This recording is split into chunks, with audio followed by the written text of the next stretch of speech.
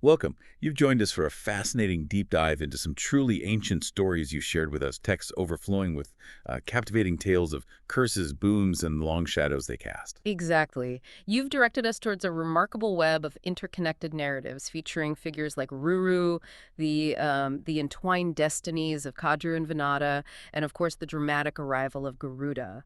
It's a profound exploration, really, of ancient perspectives on cause and effect. And your mission for us, as we understand it, is to navigate these intricate relationships and really extract the core insights about fate, responsibility, and this guiding principle of Dharma that threads its way through these accounts, a concept we can think of in this context as one's duty in the cosmic order. Yep. Okay, let's unpack this, starting with Ruru, a figure just overwhelmed by deep sorrow. Indeed. The death of his beloved Pramadvara has plunged him into profound grief. We see him expressing his immense loss, even appealing to his past virtuous deeds, his charity, his self-discipline, hoping against hope to restore her to life. He's attempting to negotiate, with what seems like the inevitable. Right. Then a messenger from the celestial realm appears, bringing a, well, stark realization. Mm. It seems a fundamental truth in these narratives is that those whose time in this life is complete cannot simply return. Mm-hmm. Pramadvara, daughter of a Gandharva and an Apsara, she's reaching the end of her allotted span. That's usually it. Usually. Yet, the celestial messenger offers a sliver of hope, a divine exception, if you will. There is way for her to be restored, but it demands a significant personal sacrifice from Ruru. Yeah, this isn't a straightforward reversal of destiny. Not at all. The messenger reveals the divine decree. Ruru must relinquish half of his own life for his bride. Imagine the weight of that choice for you, a direct exchange of your own existence for the return of someone you cherish. And Ruru's response is immediate, resolute. He doesn't hesitate, not for a second. He willingly offers half of his remaining life so that Pramadvara can be brought back, in her beautiful form. Wow. It speaks volumes about the profound depth of his love, doesn't it? Absolutely. So Pramadvara's father, the Gandharva king, and the celestial messenger approached Dharma, the judge of the departed, with this extraordinary proposition. They're essentially seeking a divine agreement, an intervention in the natural order to honor this sacrifice. And Dharma consents. Pramadvara is revived, rising as if from a deep sleep, now sharing Ruru's remaining lifespan. But this act of love, this profound sacrifice, has a direct and lasting consequence. Ruru's own life is now significantly shortened. Following her return, their fathers joyfully unite them in marriage. They embark on their life together, deeply devoted. But Ruru, having witnessed his beloved being bitten by a snake, makes a solemn and vengeful vow, the utter destruction of the entire serpent race. This marks a critical turning point in Ruru's story. His grief, though lessened by Pramadvara's return, now fuels this intense rage. He becomes, indiscriminate in his vengeance, killing every serpent he encounters with his weapons. It raises a question for you, the listener. How often does grief, even justified grief, lead to actions that might be considered excessive? But one day, this relentless killing spree is interrupted. He comes across an old serpent of the Danduba species, just resting peacefully in the forest. Ruru, in his fury, raises his staff, prepared to strike. But this Danduba speaks. Yeah, it speaks directly to Ruru, questioning why it should be killed when it has caused no harm. This is an unexpected challenge to Ruru's wrathful rampage, a voice of reason from his intended victim. Taken aback, Ruru explains his vow, recounting his wife's death by a snake and his subsequent pledge to exterminate all serpents. He sees them all as, a single entity deserving his retribution. Here's where it gets really interesting for you. The Danduba makes a crucial distinction. It clarifies that the snakes that bite humans are different in kind from the Dandubas. They're serpents in name only, sharing a superficial similarity, but not the characteristics that led to Ruru's vow. The Danduba elaborates on their unique status. They experience the same misfortunes as other serpents, the same vulnerabilities to calamities, but they don't share in the perceived inherent danger or venomous nature associated with other snakes.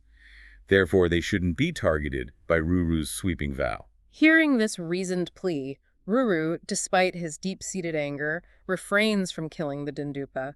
This signifies a significant shift in his blind rage. He shows a willingness to consider nuance, to acknowledge differences. What does this moment suggest to you about the importance of understanding distinctions rather than making broad generalizations? It's a powerful pause in his vengeance. Definitely. Intrigued by this encounter, Ruru asks the Danduba about its transformation. He senses there's more to this creature than meets the eye. Why would an ordinary serpent speak with such wisdom? And the Didaba reveals a surprising truth. It was formerly a rishi, a wise sage named Sahasrapat, transformed by a curse from a brahmana. A Brahmana, yeah, a member of the priestly class revered for their spiritual knowledge. This serpent has a past, a history as a respected figure. Naturally, Ruru is eager to learn the story behind this curse. What could a rishi have done to warrant such a transformation? And how long was this serpentine form destined to last? Sahasrapat recounts a tale of a youthful prank that went awry. During an Agnihotra, a sacred fire ritual, he fashioned a mock snake out of grass and playfully attempted to frighten his friend Kagama. A seemingly harmless jest. But Kagama, it turns out, was no ordinary friend. He was impetuous and possessed considerable spiritual power earned through his ascetic practices. His reaction was far from playful. Kagama, deeply shocked, fell into a swoon. Upon regaining consciousness, this truthful ascetic, filled with righteous anger, cursed Sahasrapat, decreeing that he would become a venomless serpent as a consequence of his act. Wow. This highlights for you the power that was believed to reside in the words of those who had dedicated themselves to spiritual discipline. Sahasrapat, fully aware of Kagama's spiritual strength, immediately regretted his prank. He pleaded for forgiveness, begging Kagama to retract the curse. He understood the potent and, well, irreversible nature of such pronouncements.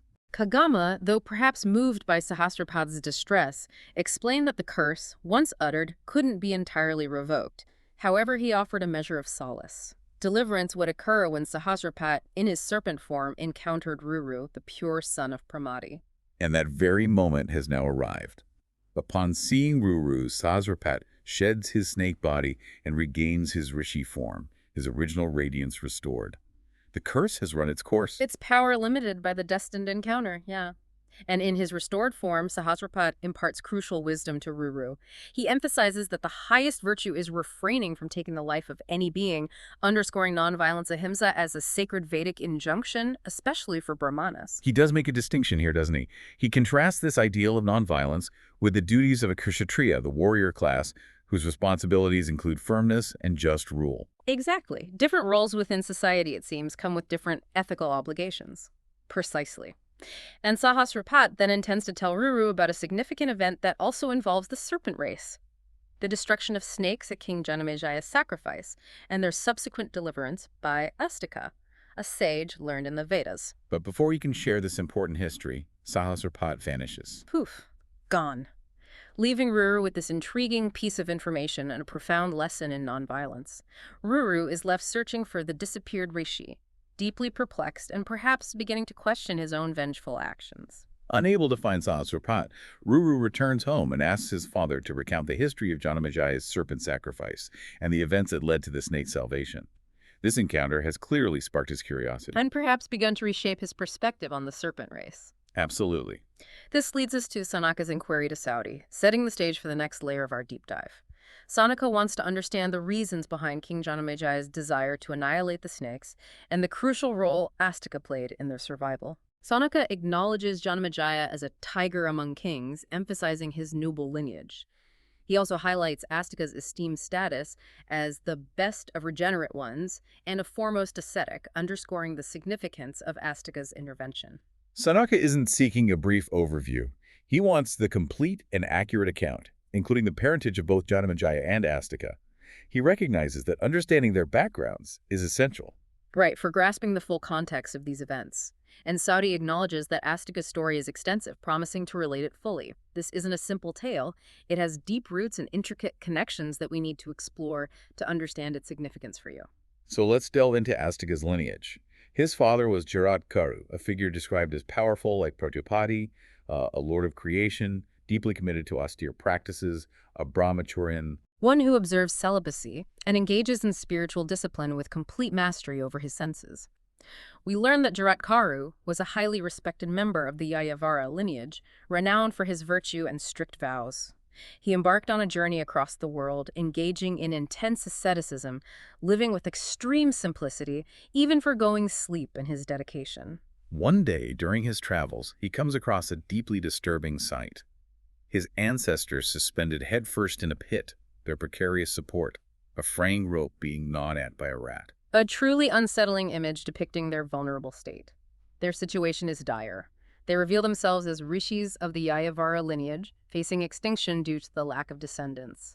They directly attribute their perilous state to Jaratkaru's life of austerity and his refusal to marry. What does this tell you about the importance placed on lineage and continuity in this ancient worldview? It seems paramount. Absolutely. The ancestors make a direct appeal to Jaratkaru. They implore him to father a son to continue their line, emphasizing the unique merit gained through fatherhood, a merit that surpasses even virtue and rigorous asceticism in this specific context.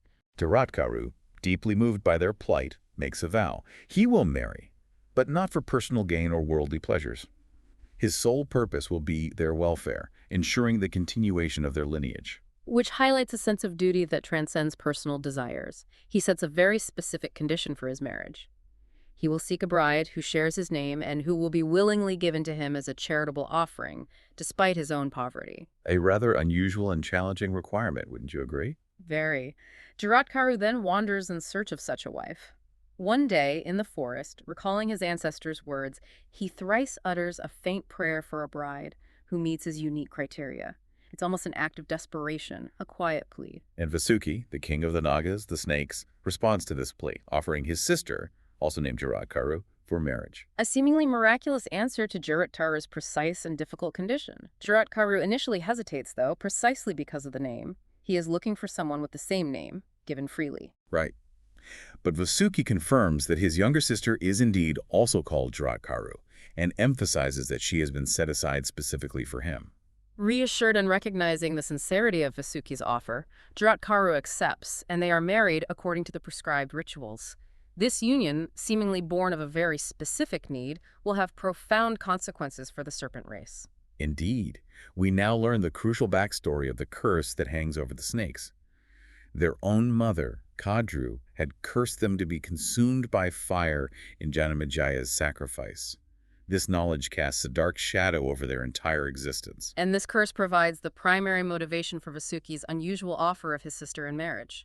He seeks to find a way to counteract this terrible fate. He's engaging in a proactive measure to ensure their survival. From this union between the Rishi Jaratkaru and Vasuki's sister Jaratkaru, a noble son is born, Astika. He is described as a high-souled individual, an accomplished ascetic deeply learned in the Vedas, bringing peace and harmony to both his parents. And the narrative hints at Astika's pivotal role in the events to come, delivering the Nagas, his own relatives through his mother, from the very snake sacrifice that threatens their existence. His birth is not just a personal event, it is intrinsically linked to the destiny of an entire race. This brings us to another foundational narrative, the tale of Kadru and Vinata, the beautiful daughters of Prajapati and wives of Kasyapa. Their relationship and a fateful wager set in motion a chain of events that profoundly impacts the serpent race and introduces the powerful figure of Garuda. Right. Kasyapa, pleased with his wives, offers each of them a boon. They have the opportunity to shape their future through their wishes. What desires do they express? Kadru, always envisioning a large progeny, wishes for 1,000 equally splendid snake sons. Vinata, perhaps with a touch of competitive spirit, desires 2 sons who will surpass Kadru's numerous offspring in strength, energy, size, and prowess. Kasyapa grants both boons, but with a significant instruction. The wives must carefully incubate their embryos. This isn't about immediate fulfillment. It requires patience and diligent care over time. Time passes a considerable 500 years, and Kadru gives birth to her 1,000 sons from her eggs. But Vinata's eggs remain unhatched, leading to impatience and a fateful act driven by jealousy. How might you react in a similar situation of prolonged waiting while seeing another's wishes fulfilled? It must have been frustrating. Driven by this impatience, Vinata prematurely breaks one of her eggs, which she finds is a partially developed embryo. A being not yet fully formed or ready for the world. The child within the broken egg, angered by its premature emergence, curses its mother. Vinata will serve as a slave. However, there is a prophecy embedded within the curse.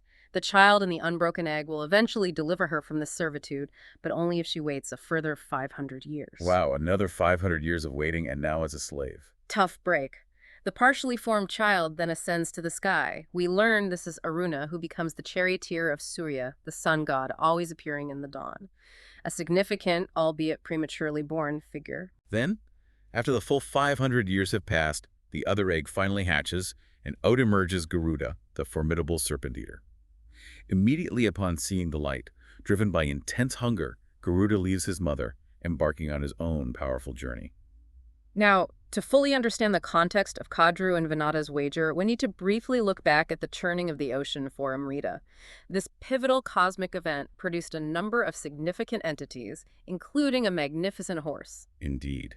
The sisters behold Uchchaihsravas, the divine white steed that arose from this churning of the cosmic ocean, a creature of immense beauty and vitality, revered by the gods themselves. Sunaka, ever the inquisitive listener, interrupts Sauti at this point, wanting to understand the circumstances of this churning. Why did it occur? When and how did Uchchaihsravas come into being? Right, it's a pretty major event. Huge. Sauti describes the majestic Mount Meru and recounts Narayana's counsel to Brahman to initiate the churning of the ocean, involving both the gods and the asuras, the demons, to obtain Amrita, the nectar of immortality, as well as various other precious treasures. Mount Mandara is used as the churning rod, and the great serpent Vasuki becomes the rope used to rotate it. The gods and asuras take opposing sides in this monumental effort. The churning process is tumultuous, resulting in the emergence of numerous divine beings and objects. The moon, Lakshmi, Soma, the white steed Uchchaihsravas, the gem Kaustubha, Dhanvantari, the physician of the gods, appears holding the vessel of Amrita itself. This event is a cornerstone. But not everything that arose was beneficial. The deadly poison Kalakuta also emerged, threatening the cosmos. It was Shiva who, at Brahman's request, swallowed this potent poison, earning him the name Nilakantha, the blue-throated one. Amidst this cosmic activity, Vishnu employs his Maya, his power of illusion, taking the captivating form of a woman to deceive the asuras into relinquishing the Amrita to the gods. This sets the stage for a conflict. A fierce battle then erupts between the gods and the asuras. Vishnu wields his powerful weapons, like the Sudarsana discus, and ultimately the gods prevail. There's a significant episode during this conflict. The Dhanavarahu attempts to steal a drink of the Amrita by disguising himself among the gods, but he is recognized by Surya, the sun, and Soma, the moon. Vishnu swiftly severs his head, Leading to the creation of the eclipses, a lasting astronomical consequence. Exactly. With victory secured, the gods offer reverence to Mount Mandara and return to their abodes with the Amrita, entrusting its safekeeping to Narayana. Okay, so now how does this grand cosmic event tie into the seemingly smaller wager between Kadru and Vinata? Well, it centers on Uchchaihsravas. Kadru asks Vinata about the horse's color. Vinata confidently asserts that it is pure white, but Kadru claims that its tail is black. Unable to agree, they decide to settle their dispute with a wager. The loser will become the slave of the other. So the stakes are incredibly high, their very freedom. Kadru, however, resorts to a deceptive tactic. She commands her 1,000 snake sons to transform themselves into black hares and cover the horse's tail. What does this tell you about the nature of competition and the lengths some might go to win? It's pretty ruthless. But the snakes, surprisingly, initially refuse their mother's deceitful command. Right. This act of defiance enrages Kadru, and she unleashes that terrible curse upon them. They will all be consumed by fire in Janamajaya's snake sacrifice. This curse, born from a petty disagreement, has devastating future consequences. This is a pivotal moment, isn't it? Kadru, in her desire to win a trivial wager, sets in motion the very event that Astika will later try to prevent. And we learn that even Brahman, the creator, sanctioned this curse, acknowledging the increasingly harmful nature of the multiplied serpent population. Indeed. Brahman consoles Kasyapa, informing him that the destruction of the snakes was ordained long ago, and also imparts knowledge that can neutralize poison, perhaps hinting at a future resolution. The following morning, the two sisters set out to observe Uchchaihsravas. On their journey, they witnessed the vast and powerful ocean, teeming with life. Faced with their mother's direct command, and fearing her wrath and withdrawal of affection, the Nagas ultimately obey, transforming themselves into hares on the horse's tail. They likely hoped for eventual release from the curse, but their immediate compliance seals Vinata's fate. When they reach the magnificent horse, the black hairs on its tail are clearly visible. Kadru has won the wager through deception, and Vinata is immediately plunged into servitude and deep sorrow. This illustrates for you the heavy price of deceit and the vulnerability of those bound by oaths or family ties. It is within this context of Vinata's enslavement that Garuda is born independently from his egg. He emerges as a being of immense power and radiant splendor, capable of altering his form and energy at will. His initial appearance is so overwhelmingly powerful that the deities themselves are gripped by fear and seek refuge with Agni, the god of fire. They mistake his brilliance for some kind of destructive blaze. The gods then approach Garuda and offer him profound praise, recognizing his extraordinary power. They acknowledge him as a rishi, a controller of the cosmos, creator and destroyer in one, identifying aspects of various deities within him. Humbled by their adoration and seeking to reassure them, Garuda diminishes his terrifying form. He assures the assembled deities they have no reason to fear him. This act of self-regulation, despite his immense power, is quite significant. Definitely. Garuda then travels to his enslaved mother, Vinata, who is on the other side of the ocean, and he takes his brother Aruna with him. He positions Aruna in the eastern regions, fulfilling a cosmic duty, just as Surya was threatening to scorch the worlds with his intense rays. This act helps maintain cosmic balance. Sanaka, again intrigued by Surya's wrath, inquires about the offense the gods committed that provoked such intense anger from the sun god. Saudi clarifies that Surya's anger originated from the Rahu incident. Surya and Soma had exposed Rahu's disguise as he tried to drink the nectar, leading to Rahu's enduring enmity towards them. Feeling unfairly targeted and misunderstood by the gods in action, Surya resolved to retaliate by unleashing destructive heat upon the worlds. He retreated to the western mountains, emanating this intense, dangerous radiance. It shows how perceived injustice can lead to drastic reactions, even on a cosmic scale. The rishis, sensing the dangerous imbalance, inform the gods of the terrifying heat persisting even at night. The gods and rishis then sought Brahman's intervention. Brahman reveals Surya's destructive intentions and the remedy he has already put in place. Kasyap's intelligent son, Aruna, will become Surya's charioteer, absorbing his excessive energy and thereby ensuring the well-being of all creation. Highlighting the idea of divine foresight and interconnectedness, Sauti concludes by clarifying why Surya was wrathful and how Aruna came to occupy his vital position, ultimately maintaining cosmic equilibrium. Garuda, having placed Aruna in his destined role, then goes to his enslaved mother, Vinata. Her captive state is the primary motivation behind his subsequent extraordinary actions. Kadru, still holding Vinata in servitude, commands her to carry her to a beautiful region in the ocean inhabited by her Naga sons. Bound by the wager, Vinata has no choice but to obey. So Vinata bears Kadru, and Garuda, following his mother's direction, carries the numerous snakes towards the intense heat of the sun. A truly bizarre image. It underscores Vinata's subjugation. The snakes, unsurprisingly, are severely scorched and begin to faint. Witnessing her sons in distress, Kadru offers a fervent prayer to Indra, the king of the gods, seeking protection. Kadru's prayer is this elaborate hymn of praise, recognizing Indra as lord of deities, vanquisher of demons, source of rain, wind, fire, lightning, basically, master of the elements. Indra, moved by Kadru's plea, responds by covering the sky with dark blue clouds and commanding them to release life-giving rain. This act delights the Nagas and safely transports them to the island of Ramaniyaka. The island is described as a paradise.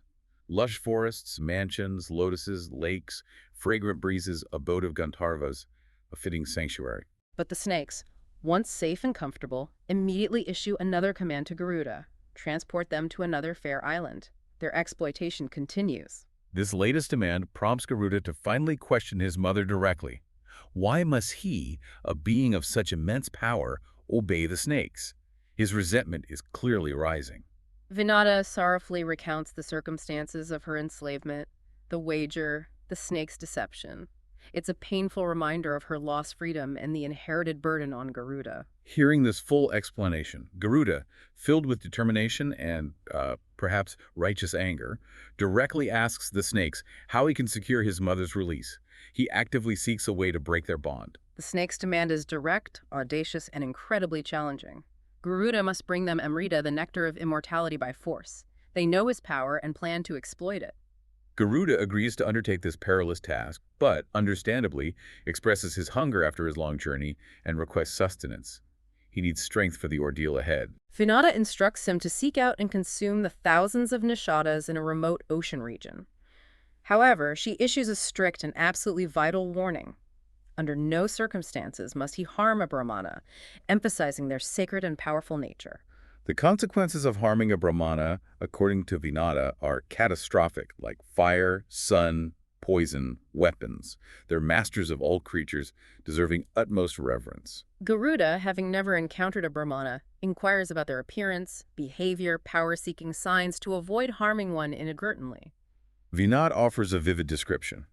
A Brahmana in his throat would cause excruciating torment, like a fishhook or burning charcoal. A truly virtuous one would be indigestible, highlighting their spiritual potency. Before he departs on this incredibly dangerous mission, Vinata offers her loving blessings for Garuda's protection, a mother's unwavering concern despite her own situation. Garuda then takes flight with astonishing power, generating a massive dust storm drawing water from the ocean.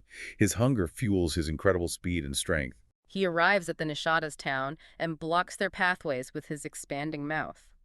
The Nishadas, blinded by dust, inadvertently fly directly into Garuda's open maw by the thousands. And the ravenous lord of birds closes his mouth, consuming countless fishermen, satisfying his immediate hunger.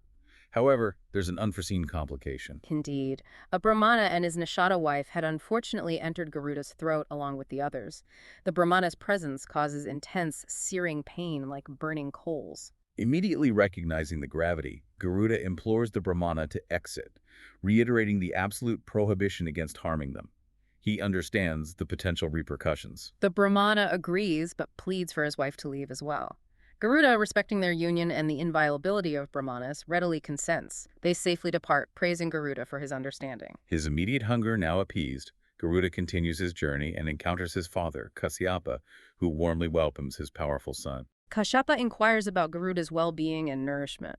Garuda replies his mother and brother are well, but his hunger, despite eating thousands of nishadas, remains unfulfilled, especially with the task of fetching Amrita looming. Garuda requests his father direct him towards other food to provide the immense strength required for battling the gods. Kashyapa points him towards a sacred lake where a colossal elephant is locked in a fierce struggle, dragging a giant tortoise.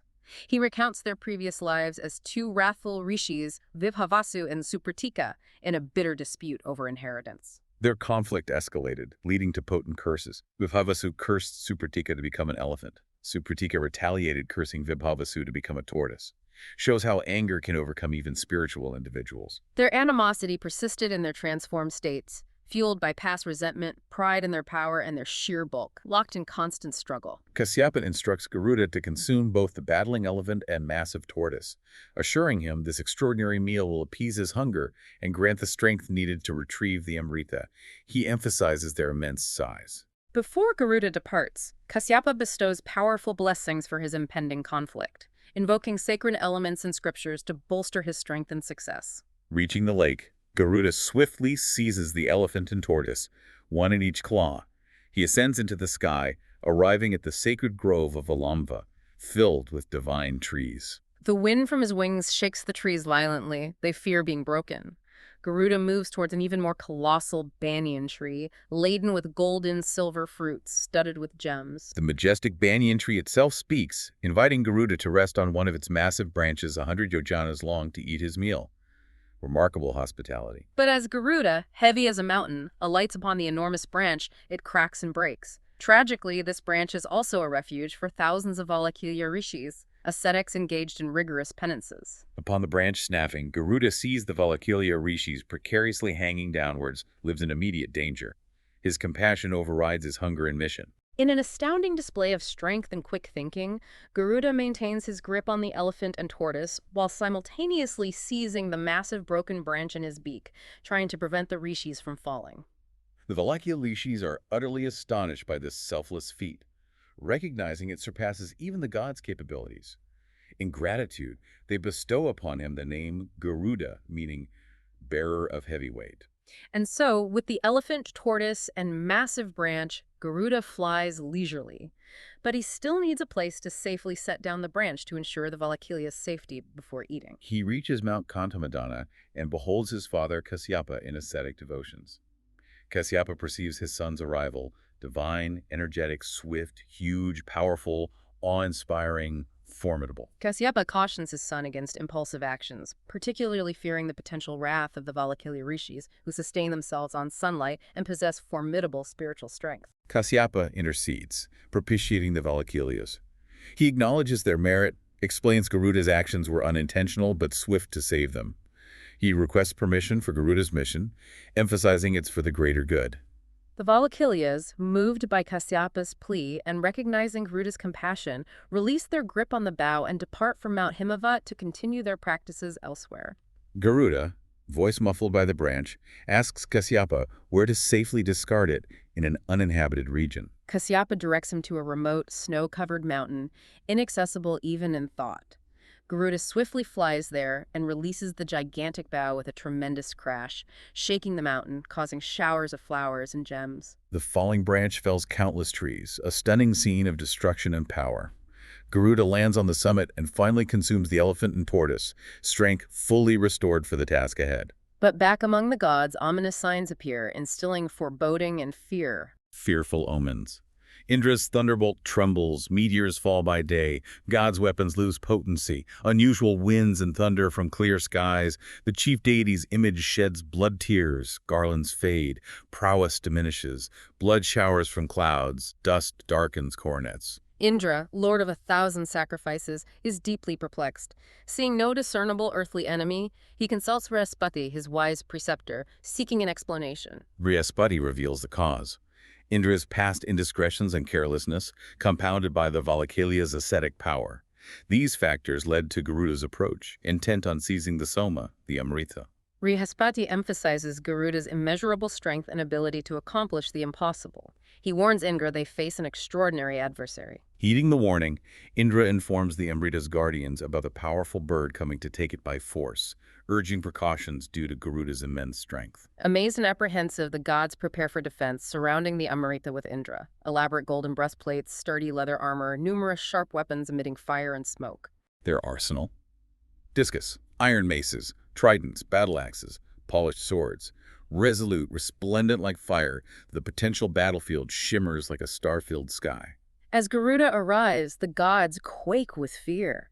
They launch a simultaneous attack with divine weapons, hoping to overwhelm him. Garuda's initial assault is terrifying. He defeats Brahmana, the celestial architect, easily. Dust from his wings darkens the three worlds, causing celestials to faint. Witnessing this, Indra commands Vayu, god of wind, to dispel the darkness and clear the battlefield for a coordinated defense. Vayu swiftly obeys. With visibility restored, the celestials renew their attack, hoping to subdue him with combined might. Garuda responds with a deafening roar, like the cataclysmic end of an era, terrifying all creatures. Undeterred, he fiercely retaliates with wings and breast. His unwavering counterattack inflicts grievous wounds, causing copious blood flow. Overwhelmed, the gods flee, their resolve shattered. Garuda encounters powerful yakshas, celestial beings, effortlessly mangling them with wings, talons, beak, clearing his path to the Amrita. Finally, Garuda reaches the Amrita, finding it fiercely protected by terrifying, sky-covering flames driven by violent winds, a formidable magical barrier. But Garuda shows remarkable ingenuity. He assumes 90 times 90 mouths, draws in water from countless rivers, and extinguishes the magical fire. With the barrier gone, Garuda assumes an incredibly small form, penetrating the defenses, his radiant golden body shining even diminished. Deep within, he encounters a razor-sharp steel wheel, constantly spinning, designed to slice thieves. Displaying extraordinary agility, Garuda further reduces his size, deftly maneuvering through the spinning spokes unharmed. Final obstacles. 2 immensely powerful, fiery, venomous snakes with flashing tongues, unyielding rage. Even a glance could reduce one to ashes. Demonstrating cunning, Garuda blinds them by covering their eyes with dust. He attacks unseen, tearing them to pieces. With all guardians vanquished, Garuda swiftly seizes the Amrita and takes flight, breaking remaining mechanisms, but crucially, without consuming any himself. During his flight back, Garuda is intercepted by Vishnu.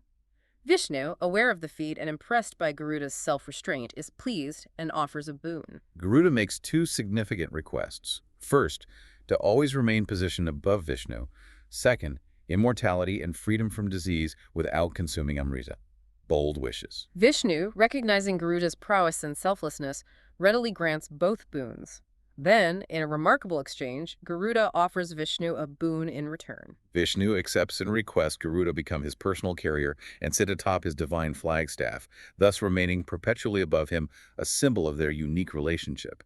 Garuda agrees. As Garuda continues, Indra, still wary, hurls his mighty thunderbolt, the Vajra, a final test, a last attempt to reclaim the Amrita. Garuda merely laughs, expressing respect for Rishi Sringin. whose bones form the Vajra, the weapon, and Indra. He casually sheds a single feather, unharmed by the strike, demonstrating immense strength. All creatures rejoice at the sight of the beautiful feather. They bestow the name Suparna, meaning having fair feathers. Indra, filled with wonder, resolves to establish eternal friendship. Garuda readily agrees to friendship, acknowledging his own strength, but adhering to the principle that power doesn't require boasting. He agrees to answer Indra's question about his strength limit, now as a friend. Garuda makes an astounding declaration. He can bear the entire earth, mountains, forests, oceans, even Indra on a single feather, and all worlds together without fatigue. Unimaginable power. Indra, fully convinced and moved by his cooperation, agrees to friendship and asks Garuda to return the soma if he has no personal need, as those who would receive it are adversaries. Garuda clarifies his motivation, solely to free his mother from bondage. He assures Indra he won't let the snakes consume it. He promises to carefully place the soma down, allowing Indra to retrieve it. Indra is gratified and offers Garuda any boon. Remembering the curse on the snakes and his mother's servitude, Garuda makes his decisive boon request. The mighty snakes will forever serve as his natural prey. A fitting consequence, perhaps. Indra readily agrees after consulting Vishnu, who sanctions it. Indra plans to retrieve the soma immediately. Garuda swiftly returns to Vinata with the Amrita, joyfully announcing success to the snakes. He places it on kusa grass, instructing them to perform ritual ablutions before partaking, fulfilling the condition for his mother's freedom. The snakes, eager for immortality, immediately depart for washing. This provides Indra the perfect opportunity. Indra swiftly seizes the Amrita from the kusa grass and returns it to heaven. The snakes return, dismayed and heartbroken to find it gone, hopes dashed. In desperate longing, they lick the kusa grass where it rested, hoping for residual essence. This act causes their tongues to split in twain, a permanent physical consequence. The kusa grass, having touched Amrita, becomes sacred. Thus, Garuda inadvertently caused a lasting change in the serpent race. With his mother freed, Garuda rejoices, revered by winged creatures. He fulfills his boon from Indra, satisfying Vinata by devouring snakes. The narrative notes merit gained by hearing or reciting Garuda's story. Sonaka acknowledges the explanations but seeks more detail. The names of the principal snakes, the foundational members. Saudi explains the number is vast. Listing all would be too lengthy. He agrees to recite the names of the most prominent, offering a glimpse into the extensive family. Sauti then recites a long list. Sesha, Vasuki, Airavata, Takshaka, Karkotaka, Dhananjaya, Kalakaya Mani, Purana, Pinjaraka, Elapatra, Vamana, and many, many more. He reiterates their descendants are innumerable. Samaka then inquires about the snakes' actions after hearing their mother's devastating curse, the prophecy of fiery demise. Saudi recounts the illustrious Sesha. Deeply troubled by the curse and his brother's wickedness, he leaves their company, embarking on rigorous penances, sustaining himself on air, controlling his senses. Brahma, the grandsire, observes Sesha's intense austerities, matted hair, rags, emaciated body, and approaches, questioning the harsh penance, urging consideration for all beings as his austerities cause distress. Sesha explains his disappointment in his brother's wickedness, their jealousy towards Vinata and Garuda. He desires distance, even contemplating shedding his body to avoid them in future lives. Deep divisions here. Brahma, recognizing Sesha's virtue and the danger faced by his brothers, reassures him a remedy is divinely ordained. He offers Sesha a boon, pleased by his selfless nature. Sesha requests a profound boon, that his heart always finds joy in righteousness and ascetic penances, testament to his spiritual inclination. Brahma grants this and bestows a crucial task: bear the unsteady earth, ensuring its stability for all creation. Sesha agrees, humbly requesting Brahma place the earth upon his head. Brahma instructs him to descend beneath. Earth herself will provide passage. Sesha follows, entering a subterranean passage supporting the earth. Brahma declares Sesha the embodiment of Dharma for this unique ability. Thus, Sesha, or Ananta, the Endless, resides beneath, supporting earth at Brahma's command. Brahma decrees Garuda shall be Ananta's helper, forging a powerful alliance. Vasuki, chief of Nagas, deeply troubled by the curse, reflects on neutralizing it. He convenes a council seeking collective wisdom. Vasuki expresses profound fear. A mother's curse before the immutable seems inescapable, filling him with dread of annihilation. He urges deliberation before Janamajaya's sacrifice. He references gods regaining Agni, suggesting hope. The snakes offer desperate suggestions. Disguised as brahmanas, become counselors to obstruct. bite priests, extinguish fire with rain, steal soma, terrorize people, defile food, impersonate Ritwiks, kidnap the king, bite the king, fear and desperation. Vasuki considers these, but finds none viable. Believes hope lies in Kasyap's grace, burdened by responsibility for his race. But then Elapatra, wise serpent, offers a different view.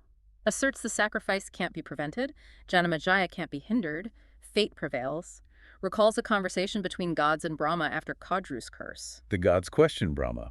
Why didn't he prevent Kadru's cruel curse? Brahma explained, snakes multiplied, became harmful, so he didn't prevent it entirely, but assured harmless, virtuous snakes would escape. Brahma then revealed a crucial prophecy.